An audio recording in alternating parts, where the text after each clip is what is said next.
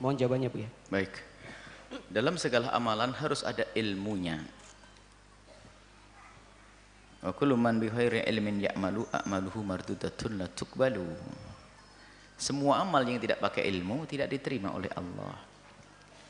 Baik. Anda punya hutang. Bagi yang punya hutang secara umum, bagaimana jika Anda punya hutang lalu berinfak dan bersedekah? Dan saya keyakinan kalau saya bersedekah nanti akan dibuka rezeki saya. Selama ini mungkin dia berkeyakinan seperti itu.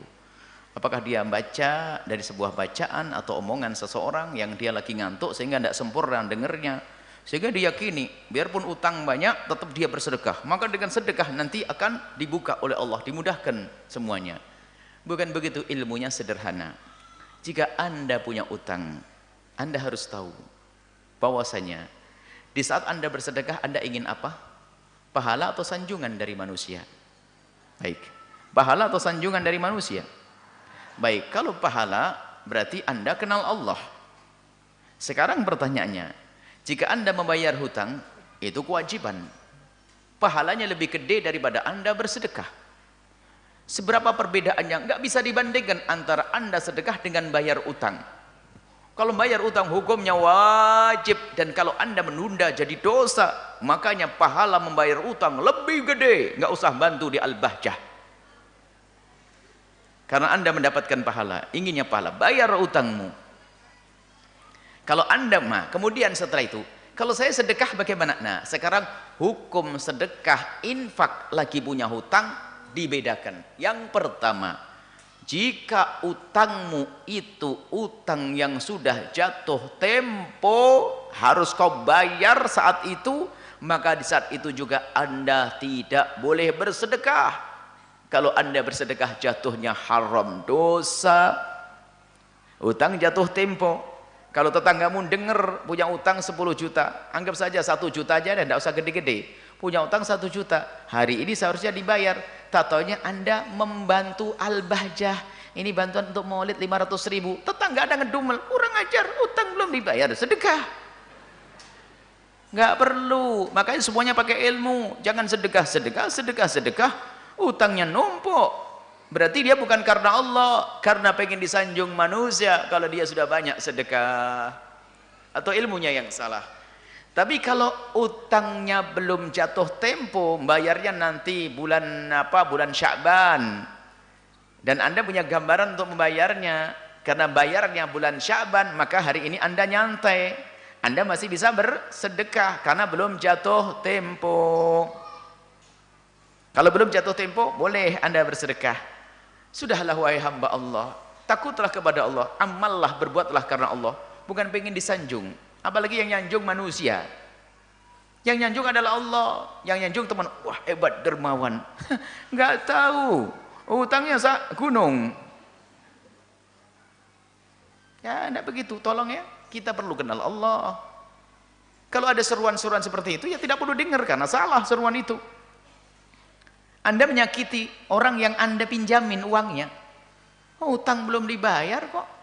Kecuali, baru boleh Anda. Yang ketiga, boleh Anda bersedekah atau infak sementara Anda punya utang yang jatuh tempo. Boleh, dengan catatan Anda minta izin kepada orang yang minjemin uang kepada Anda. Pak, saya kan punya utang 10 juta, harus saya bayar sekarang. Oh iya, gimana? Cuman kira-kira saya punya duit 5 juta. Apakah boleh kasih tempo lagi? Saya mau sedekah ke pondok. Oh, kalau dia ngomong boleh, boleh. Berarti diizini oleh dia. Kalau dia tidak mengizinkan, bayarkan utang, itu lebih gede pahalanya. Cuman Anda jangan tergiur dengan kalimat, segede apapun utangmu sedekahlah, nanti Allah akan buka rizkimu. Rizki apa yang akan dibuka? Dosa yang kau buka. Utang belum beres, utang jatuh tempo, kau bersedekah, bermasalah. Semua ada ilmunya. Kalau Anda pasti nggak paham, Anda saja yang minjemin duit sama orang, suruh mikir. Anda pinjam duit sama seseorang, makanya hukum itu ada sangkutannya dengan sesuatu yang difahami oleh akal kadang. Contoh begini, Anda minjemin duit sama orang 10 juta. 10 juta. Kemudian hari ini sudah jatuh tempo. Hari ini sudah jatuh tempo. Dan Anda ingat, waktu bayar ini insya Allah. Tatanya datang ke rumah Anda, enggak ngomong utang dan sebagainya. Tatanya dengar kabarnya, ada berita, Masya Allah, Pak ini telah nyumbang 5 juta ke pondok. Apa coba Anda dengar? Nyumbang apaan nih? Utang dengan saya enggak dibayar, nyumbang. Mesti marah Anda. Suruh bayangin begitu. Jangan enak belas-belas bayar, nyumbang, infak. Katanya nanti utangmu akan dibayar. Siapa yang bayar?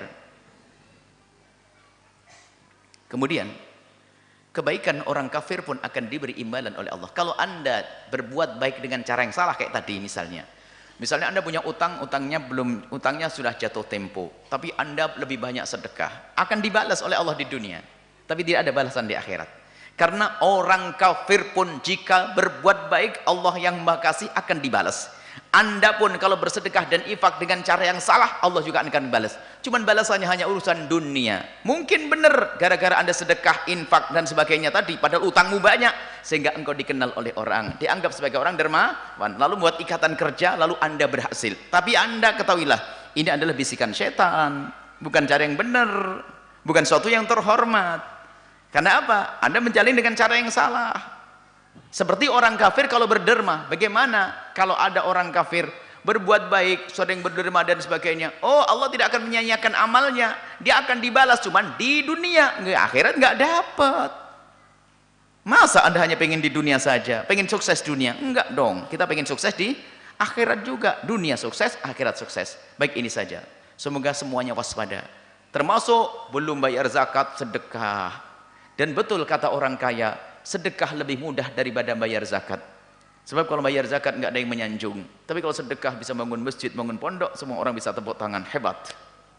Tapi kalau sedekah zakat biasa. Padahal pahalanya zakat lebih gede daripada pahala sedekah.